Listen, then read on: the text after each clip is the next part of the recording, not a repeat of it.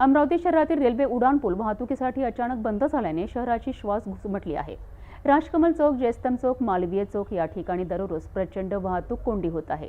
याच पार्श्वभूमीवर आमदार संजय खोडके आणि आमदार सुलभा खोडके यांनी जिल्हाधिकारी कार्यालयात वाहतूक विभागासोबत बैठक घेतली आहे। नेहरू मैदान व हमालपुरा मार्गाचा पर्यायी वापर करण्याचे महत्त्वपूर्ण निर्देश प्रशासनाला देण्यात आले आहेत।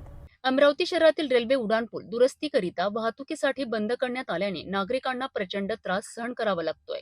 दररोज हजारो वाहन जयस्तंभ चौक, राजकमल चौक, मालवीय चौक येथे अडकून बसतात। यामुळे प्रवासाचा वेळ वाढतो आहे, तर रुग्णवाहिका, शालेय बस तसेच कामगार यांना मोठ्या अडचणींचा सामना करावा लागतोय। गुरुवारी आमदार संजय खोडके व आमदार सुलभा खोडके यांनी जिल्हाधिकारी आशिष शेरेकर यांच्या उपस्थितीत वाहतूक विभागासोबत बैठक घेतली। या बैठकीत नेहरू मैदान मार्गाने दुचाकी आणि 3 चाकी वाहनांना पर्यायी रस्ता खुला करावा अशी सूचना देण्यात आली आहे। तसेच हमालपुरा रस्त्याचा वापर करून दुसरा पर्यायी मार्ग तयार करण्याबाबतही निर्णय घेण्यात आलाय। प्रशासनाने तातडीने उपाययोजना करावी आणि नागरिकांच्या दैनंदिन वाहतुकीत होणारा त्रास कमी करावा असा ठाम आग्रह आमदार खोडके दाम्पत्यांनी व्यक्त केलाय।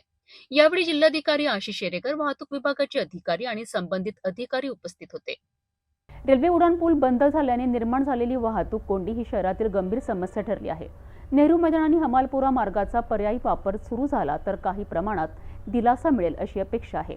आता प्रशासन कितपत तातडीने उपाययोजना करते याकडे अमरावतीकरांचे लक्ष लागलेले आहे।